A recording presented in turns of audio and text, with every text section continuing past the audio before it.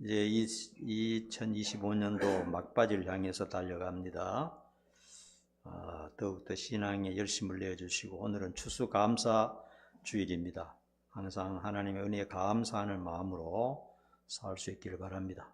또 우리 감사 주일을 위해서 우리 권사님 또 맛있는 떡을 준비했으니 가실 때 하나씩 꼭 가져가시기 바랍니다.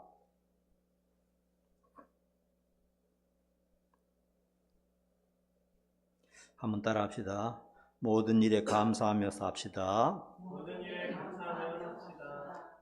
또 한번 따라 합니다. 모든 것이 하나님의 은혜입니다. 모든 것이 하나님의 은혜입니다. 예.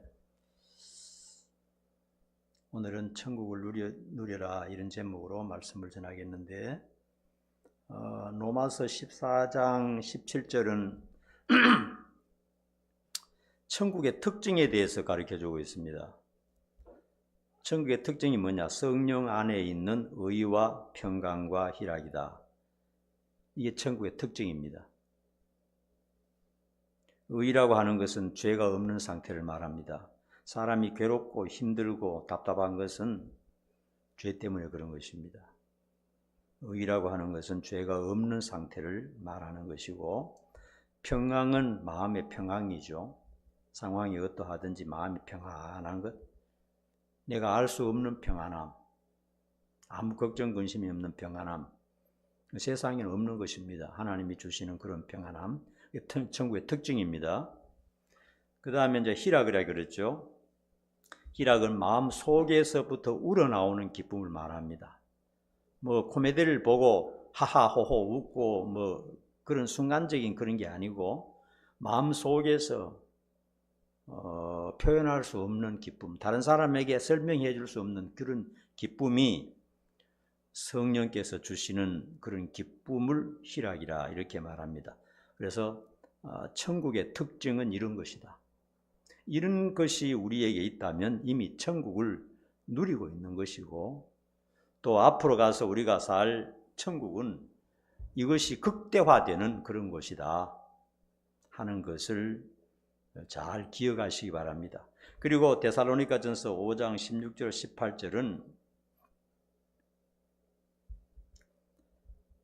이런 천국을 누릴 줄 알아야 된다 이 뜻입니다. 그래서 명령을 하고 있어요.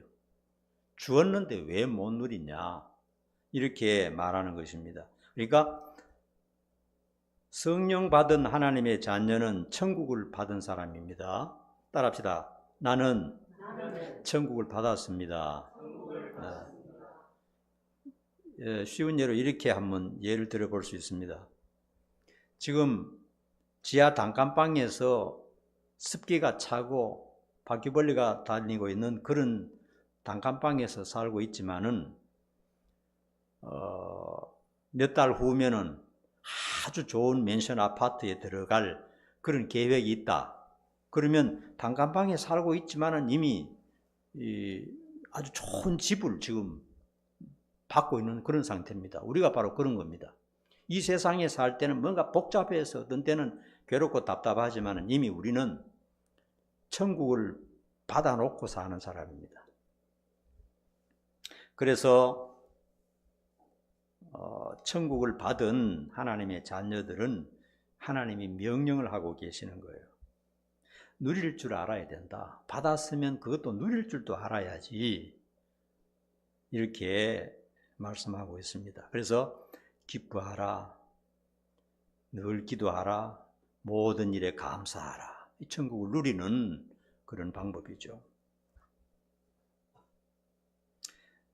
이런 얘기들이 요즘 유튜브를 보면 많이 나와요. 서울에 수백억 대를 가진 80대 할아버지가 있습니다. 지난번에도 말씀드렸는데 그분은 재산이 수백억 대입니다. 돈이 생기면 즉시로 은행에 가서 저금해서 돈을 그렇게 많이 모았어요.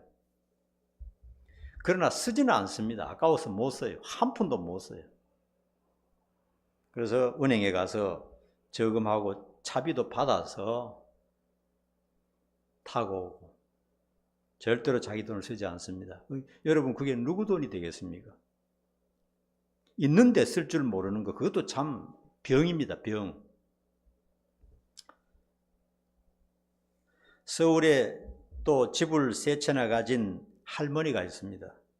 홀로 사는 할머니인데 서울에 집 3채라면 엄청난 부자 아닙니까? 그런데 그는 한 푼도 쓰지 않고 어떻게 하냐, 식당에 가서 남은 음식, 버린 음식 이런 것을 얻어서 먹는 그런 사람도 있어요. 병입니다. 못 고치는 거예요. 그러니까 이게 뭐냐, 엄청난 것을 자기가 소유하고 있으면서도 그걸 누릴 줄 모르는 그런 사람이 바로 어떤 사람이냐, 우리가 천국을 받았으면서도 누릴 줄 모르는 것하고 똑같다 하는 것입니다. 오늘은 추수감사주일입니다. 그래서 하나님께 베풀어 주신 은혜를 늘 감사하고 기뻐하면서 천국의 행복을 모두가 누릴 수 있기를 축원합니다. 전에 한번 또 약간 시사 프로그램 고발하는 그런 기사를 본 적이 있는데, 서울 강남에 수십억대 자가주택을 가진 부자가 있었습니다. 부부는 다 명문대 의대를 나온 의사들이고 대형 병원에서 의사생활 하다가 개업해서 병원 원장입니다. 그 아들이 있는데 그 아들도 역시 서울대 법대를 졸업했어요. 이 정도 조건이면 누가 봐도 사람들은 이렇게 생각할 겁니다. 그 가정은 참 화기애애해야 할 것이다. 아마 천국일 것이다. 저렇게 좋은 집, 저렇게 좋은 학벌, 저렇게 좋은 직업, 저렇게 멋있는데, 저렇게 부자인데, 야, 얼마나 행복하겠나, 이렇게 생각할 것입니다. 그런데 그 가정에 자세히 들어가서 살펴보았더니 예상치 못한 불행이 도사리고 있었던 것입니다. 그러므로 사람은 겉으로만 봐서는 몰라요. 그 가정에 들어가는 그 가정 구성원만 알고 있는 그런 불행도 있을 수 있다 하는 것입니다. 그 아버지는 아들을 너무나 미워했어요. 하나밖에 없는 아들인데 너무 미워해가지고 미울 때마다 정신병원에 집어넣었다 그래요. 강제로. 그 아들이 이제 고발해서 나오는 프로입니다. 그래서 한 10번 정도 정신병원에 입원했다는 겁니다. 아무런 문제도 없는데 자꾸 그렇게 하다 보니까 이 아들이 생각하기를 내가 진짜 정신병자인지 아니면 올바른 사람인지도 나도 모르겠다, 이렇게 얘기하는 것입니다.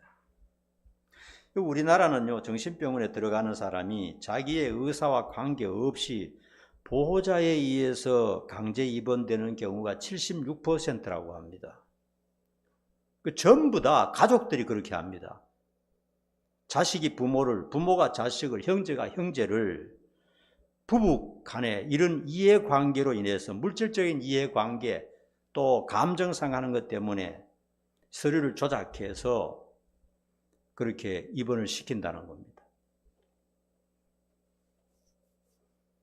이재명 대통령도 여러분 알다시피 성남시장 때 자기의 형이 마음에 안 든다고 정신병원에 강제로 집어넣었죠.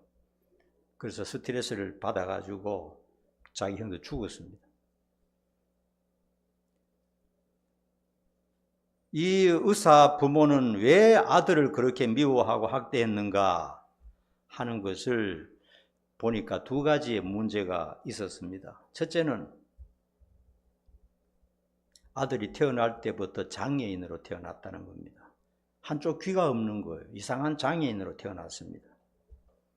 그래서 그 부모들은 자식을 낳아놓고 대한민국에서 명문 중에 명문인 우리들에게 왜 이런 자식이 태어나서 고통을 당하는가, 이렇게 생각한 겁니다. 그것이 너무나 억울하고 이해가 안 되고 답답해서 숨이 막힐 것처럼 그렇게 해서 차라리 저놈을 죽이는 게 낫겠다, 이런 정도로 생각했다는 겁니다. 우리가 이만큼 명문이고 이만큼 엘리트 중에 엘리트고 이만큼 남에게 떳떳하게 내놓을 수 있는데 자식 하나 때문에 망쳤다. 이런 생각이 드는 거예요. 그 어머니 똑같습니다. 아들이 30이 다 됐는데도 여전히 자식으로 받아들일 수 없다는 겁니다. 나는 저걸 자식으로 받아들일 수 없다는 겁니다. 자기가 낳았음에도 불구하고. 그 아버지는 훨씬 더 혹독하게 아들을 미워하고 학대했습니다. 사람은 두 가지 종류인 것 같아요. 장애인 자식이 있을 때 어떤 부모는 안쓰러워서 울면서 그 자녀를 위해서 희생하고 헌신하고 최선을 다하는 그런 부모, 대부분의 부모는 그래요. 그러나 어떤 부모들은 장애인이라는 것 때문에 너무 미워가지고 학대하고 그냥 이렇게 구박하는 것을 볼 수가 있습니다. 부모가 두 가지 종류로 나눌 수가 있어요. 그 다음에 두 번째 학대한 이유는 왜 의대에 들어가지 못했느냐 하는 겁니다. 부모의 두뇌를 물려받고 태어났으면 조금만 더 노력하면 수능 1%가 되어가지고 의대에 들어가서 의사가 될 수 있을 텐데 그게 너무 화가 난다는 겁니다. 부모가. 그만큼 우리가 도와주고 그렇게 돈을 수억씩 들여가지고 좋은 학원에 다 보냈는데 왜 그렇게 의대에 못 들어가고 법대 밖에 못 갔느냐 이렇게 했다는 겁니다. 그리고 그 아들은 보니까 한쪽 귀가 없는 한쪽 머리를 항상 길러서 한쪽 귀를 이렇게 덮고 다니는. 네가 자식으로 태어나서 부모 얼굴에 똥칠을 다 한다 이렇게 하면서 항상 그 자식을 학대했다는 겁니다. 겉으로 보기에는 모든 것이 풍족해서 외관적으로 볼 때는 모든 것이 풍족해서 또 지난주에 말씀드린 대로 껍데기만 볼 때는 천국처럼 보이지만은 그 속에 살고 있는 사람들은 전부 다 지옥에서 살고 있었던 것입니다. 그것과는 달랐어요. 속이 완전히 썩어 있는 지옥이었다 하는 것입니다. 오늘 하나님의 말씀은 전곡을 찌르는 진리의 말씀입니다. 천국은 뭐냐? 먹는 것과 마시는 것이 아니다. 즉 돈이나 학벌이나 명예나 인기나 직업이나 생긴 외모나 세상의 어떤 인기나 명성이나 그런 것이 아니라는 겁니다. 천국의 특징은 그런 게 아니라는 거예요. 우리가 미친 듯이 뛰어가고 달려가고 붙잡으려고 하는 그것이 천국의 특징이 아니라는 것을 분명히 말하면서 뭐라고 말하느냐? 오직 성령 안에 있는 하나님을 벗어나면 천국은 맛볼 수가 없어요. 한 성령 안에 있는 의와 평강과 희락이라고 말씀하고 있습니다.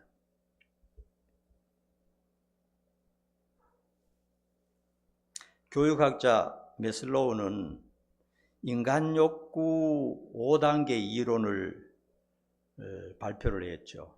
인간에게 욕구가 5단계가 있다는 겁니다. 그것이 충족될 때만 인간은 행복을 느낄 수 있다 이렇게 말했어요. 제일 첫 번째 욕구가 뭐냐? 가장 기본적인 욕구가 생리적인 욕구라는 겁니다. 먹고 싶은 것, 마시고 싶은 것, 그 다음에 잠자고 싶은 것, 인간의 가장 기본적인 욕구. 이것이 충족되지 않으면 절대로 만족할 수 없다.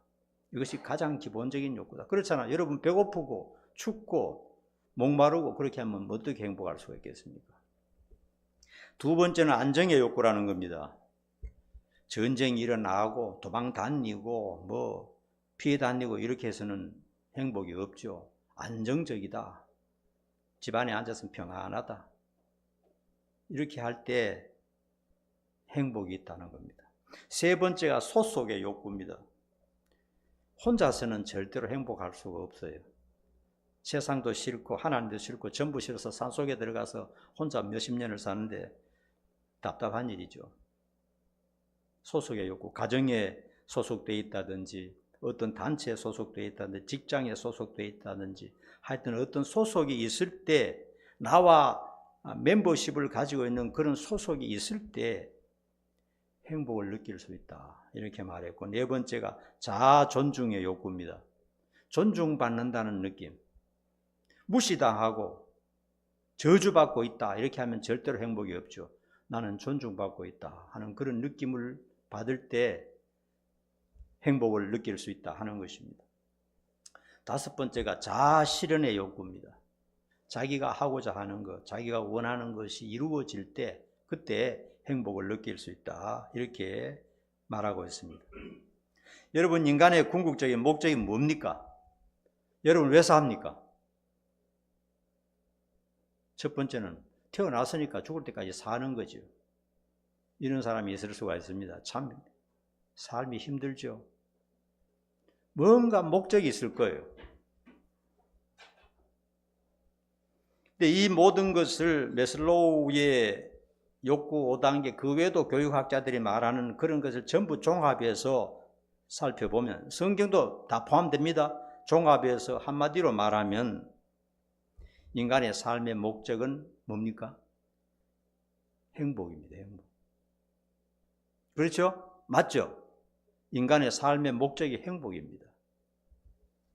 공부하는 것도, 직장 생활하는 것도, 돈 버는 것도, 결혼하는 것도, 자식 낳는 것도, 여행을 위한 것도, 헌신하는 것도 모두 다 행복을 얻기 위한 하나의 방법들인 것입니다. 이거 해서 내가 불행해질 거라, 앞으로 불행이 다가올 것이라 생각하면 절대로 하지 않죠. 인간이 진정으로 행복하려면 네 가지가 충족되어야 합니다.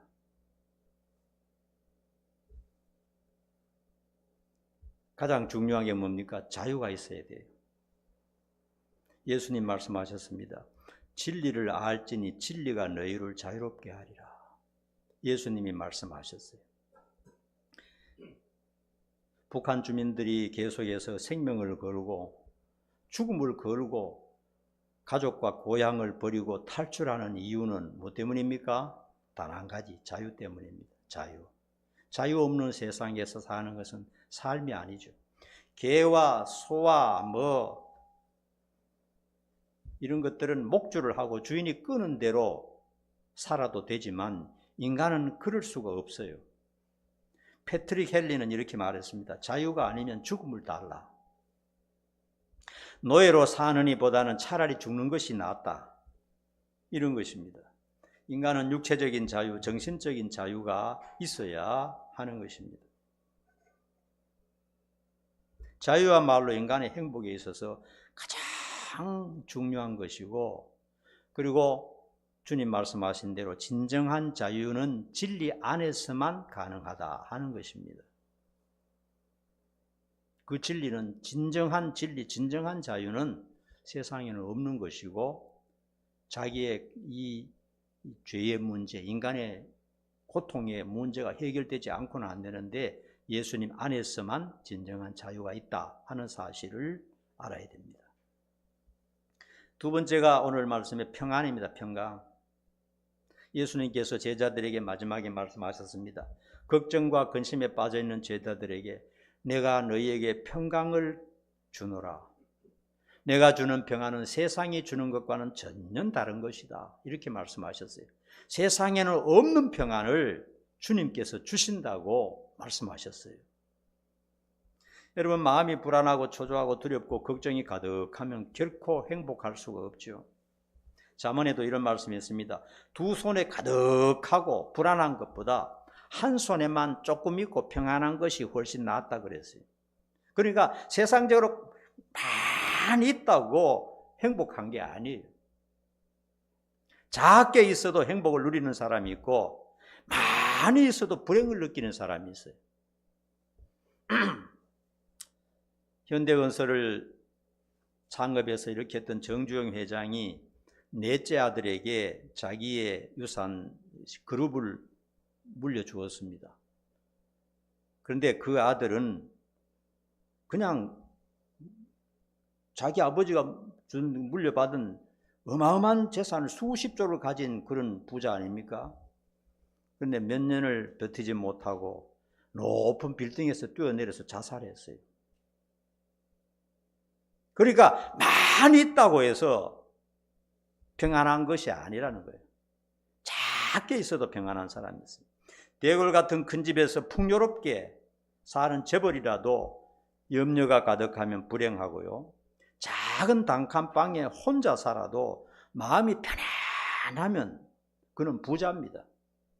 부자와 가난함의 개념이 우리는 다른 것입니다.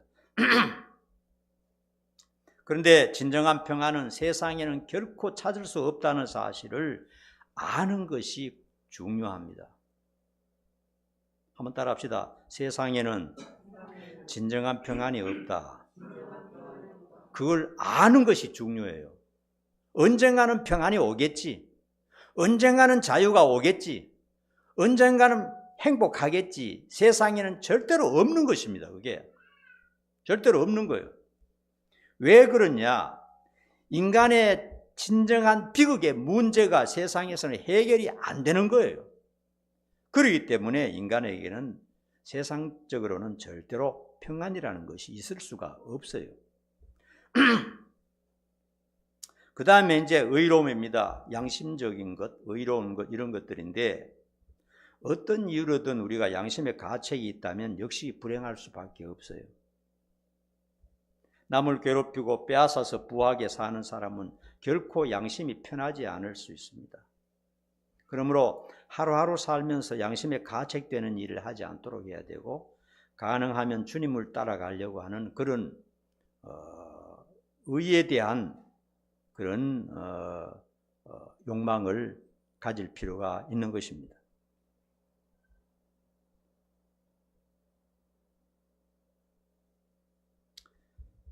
그래서 하나님으로 만족할 줄 알고 작은 것에 감사할 줄 알고 기뻐할 수 있는 그런 영역을 우리가 키워야 되겠습니다. 그래서 오늘 본문에 보니까 진정한 기쁨은 성령님께서만 주실 수 있다, 이렇게 말씀하고 있습니다. 여러분, 교회 다니는 이유가 뭡니까? 기독교 존재 이유가 뭐라고 생각합니까? 왜 기독교가 생겨났어요? 한번 따라합시다. 불행을 행복으로 바꾸는 것이다. 기독교의 존재 이유가 그겁니다, 여러분. 인간이 행복해져야 된다 이렇게 말하면 뭔가 세속적인 것 같고 잘못된 것 같지만은요, 기독교도 다르지 않습니다.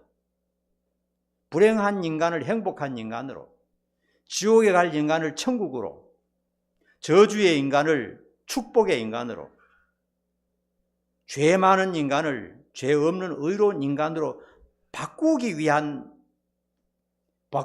존재하는 것이 기독교입니다, 여러분.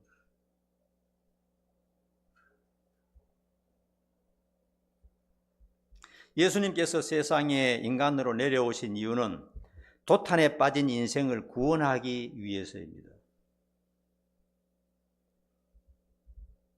여러분, 왜 우리가 천국 가려고 합니까?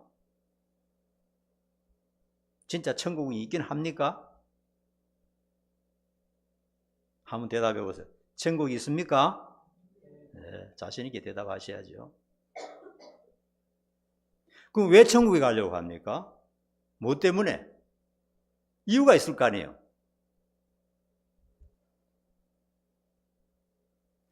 천국에만 진정한 평안과 즐거움과 자유와 행복이 영원히 지속되기 때문에 그런 것입니다. 여러분, 우리는 성경을 믿는 사람입니다. 성경에 나온 내용들이 전부 그런 내용들입니다.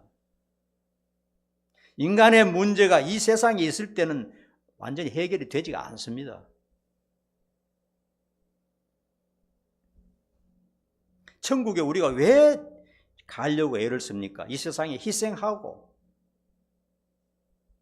헌신하고 모든 것을 내준다 할지라도 끝까지 신앙을 고수하고 천국에 가려고 하는 이유가 뭡니까? 거기에만 진정한 자유, 진정한 평안, 진정한 즐거움, 진정한 행복이 거기에만 있기 때문에 그런 것입니다. 이 세상에서 아무리 좋은 가정 같은 집에도 그 속에 들어가 보면요, 남이 알지 못하는 골마 터진 부분이 있어요. 속상하는 부분이 있고 괴로운 부분이 있고 무서운 질병이 있는 것이고요.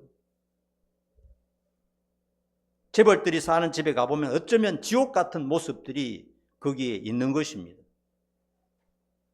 이 세상의 것만으로는 절대로 해결되지가 않는 것이기 때문에 우리는 천국을 사모하고 있는 것이고 우리는 그것에 대한 비전을 가지고 있는 것입니다. 그렇기 때문에 이 세상에서 좀 실패하고 어려움 당하고 좀 괴로움이 있다 할지라도 우리는 참고 견디고 오히려 눈물을 흘리면서 그 땅을 소망하고 있는 것입니다. 매슬로우가 인간의 욕구 5단계를 주장했지만은 사실 그것보다 더 중요한 근본적인 욕구가 인간에게 있어요. 매슬로우가 깨닫지 못한 두 가지가 있습니다. 그것을 지금 말씀드리고 마치도록 하겠습니다. 첫째가요, 여러분이 다 아는 것이지만 잘 들으세요. 인간의 가장 큰 욕구가 뭔지 아십니까? 따라합시다. 오래 살고 싶다. 그게 진짜 욕구입니다, 여러분. 나는 그런 것이 없다. 그러면 사람이 아니죠.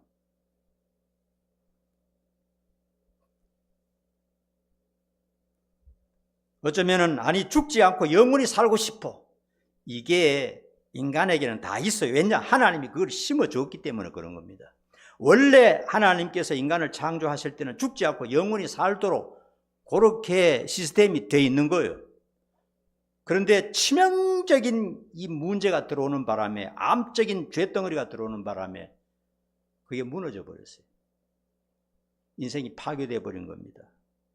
그렇기 때문에 인간 깊은 속에는 좀 더 오래 살고 싶다, 그런 마음이 있고요. 죽지 않고 영원히 사는 길이 있다면 무엇이든지 하겠다, 이런 생각을 하는 것입니다. 그게 그렇게 하는 것이 당연한 것이고, 특별히 기독교인은 그것 때문에 예수 믿는 겁니다, 여러분.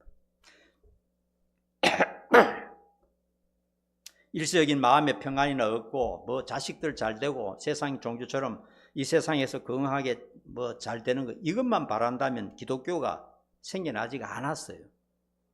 영원히 행복하게 살고 싶다는 그 욕망이 기독교를 탄생시킨 겁니다.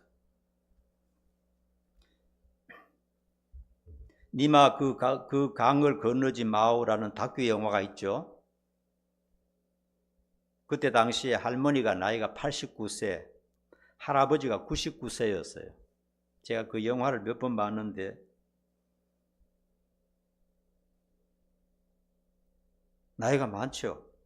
근데 할아버지는 장수하시고 이제 노환으로 큰 고통 없이 99세에 돌아가셨어요.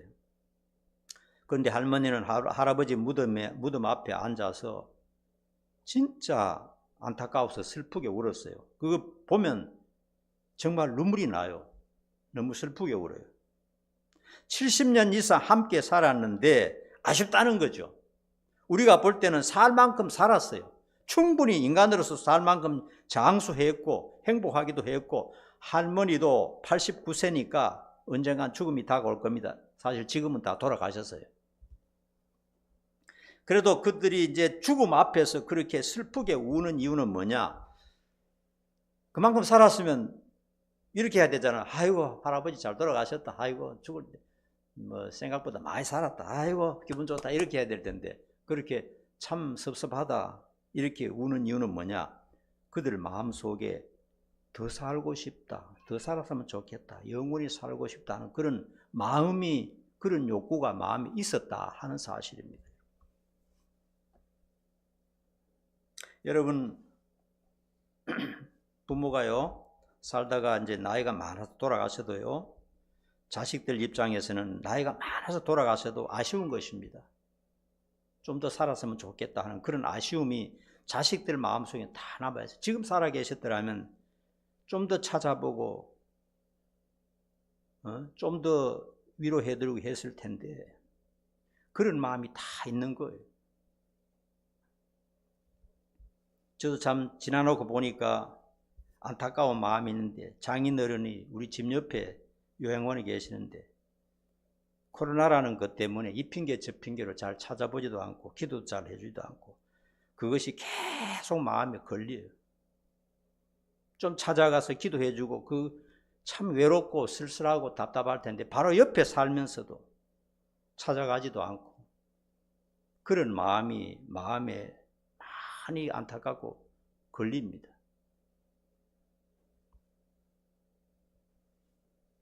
충분히 사셨음에도 불구하고 좀 더 사셨으면 하는 그런 마음이 사람들에게는 다 있는 것입니다. 그러므로 여러분, 인간의 마음 깊은 곳에 진정한 욕구, 진짜 욕구가 뭔지 압니까? 영원히 행복하게 살았으면 좋겠다, 이런 생각이 다 있는 겁니다. 나이가 들면 들수록 그런 생각이 들어요.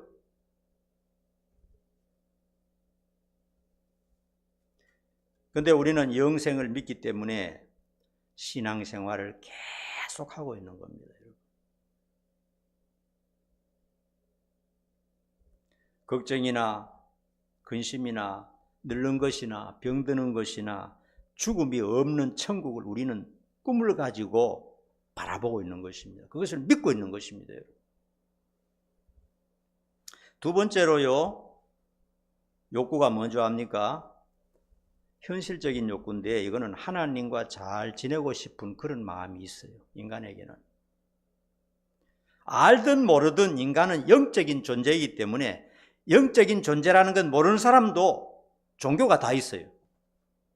종교가 뭡니까? 신과 교통하려는 것, 그게 종교 아닙니까? 나보다 월등히 높은 신적인 존재와 이 교제하려고 하는 그것이 종교를 만들어내는 거거든요. 무슨 종교든 마찬가지입니다. 우리 기독교만 그런 게 아닙니다. 인간은 나약하고 죽음이 오기 때문에 신을 믿고 의지하고 보호를 받고 싶어하는 그런 본능적인 종교심이 인간에게 다 있는 겁니다. 나로서는 안 돼. 우리 부모도 해줄 수가 없어. 내 자식도 어떻게 할 수가 없어서.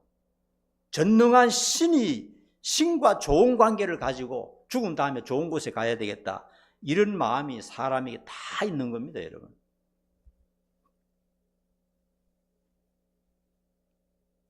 그런데 성경적으로 보면요, 세상에 참된 신, 진정한 하나님은 천지를 창조하신 우리의 하나님밖에 없다, 이렇게 말씀하고 있습니다.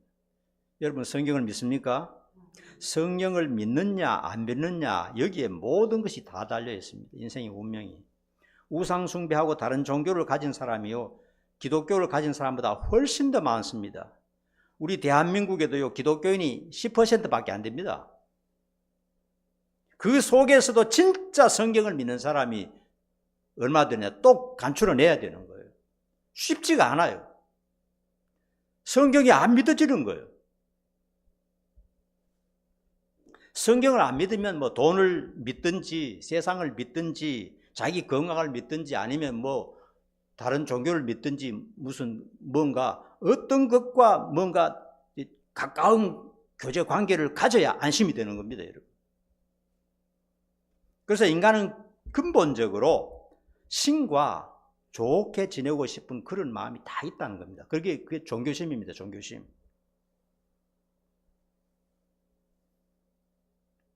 저와 여러분이 얼마나 복받은 사람입니까? 우리도 별 볼 일 없는 사람들인데 어떻게 하다가 하나님을 만나가지고 살아계신 하나님, 진정한 하나님, 우주 만물을 창조하시고 인간의 생사화복을 주관하시는 그 하나님을 만나서 우리가 이렇게 예배드리고 성경을 보면서 기도하고 살고 있다는 것, 이 자체가 얼마나 대단한 일입니까, 여러분? 날마다 감사하는 인생으로 살아야 되고요, 하나님이 주신 말씀을 파고들어야 됩니다, 여러분. 거기에 진정한 행복이 있는 것입니다. 우리는 하나님을 믿으며 성경과 기도와 회개로 창조자 하나님과 교제하는 사람들입니다, 여러분. 놀랍지 않습니까, 여러분? 성경을 읽을 때마다 감동되지 않습니까? 세상에서 아무리 큰 성공을 한다 할지라도요, 껍데기입니다, 껍데기. 하나님과 진정한 교제가 없다면 절대로 행복은 없습니다. 아무리 성공했다 할지라도 진정한 평안, 자유, 만족, 행복, 기쁨은 하나님 안에서만 진심으로 얻을 수 있다는 사실을 기억해야 됩니다. 결론입니다. 구원과 영생의 확신이 있는 사람은 진짜 행복한 사람입니다. 어떤 것과도 바꿀 수가 없어요. 우리는 이미 천국을 받았다는 사실을 알기에 현실에서도 그 천국을 누릴 줄도 알아야 된다는 겁니다. 안 누리면 그냥 고통스럽게 늙어서 죽는 겁니다, 여러분. 이 세상에 살면서도 주신 천국을 마음속으로 누릴 줄도 알아야 돼요. 그러므로 오늘 주님께서는 항상 기뻐하고 감사하며 행복하게 살라고 명령하고 계시는 겁니다. 그래서 우리 모두 주님 안에서 주신 천국의 기쁨을 누릴 수 있기를 축원드립니다. 기도하겠습니다. 오늘 본문 말씀에서 하나님께서 우리에게 은혜로 공짜로 주신 천국에 대해서 말씀하셨습니다. 하나님의 나라는 먹는 것과 마시는 것, 이 세상의 부귀영화 그런 것이 아니고 오직 성령 안에서 의와 평강과 희락이라고 말씀하셨습니다. 그 천국을 믿는 성도들에게 주셨으니 그 천국을 충분히 누리라고 명령하셨습니다. 우리 성도들은 받은 천국 감사하면서 기뻐하며 누릴 줄 알게 도와주시옵소서. 예수님 이름 받들어 간절히 기도하옵나이다. 아멘. 찬양 드립니다.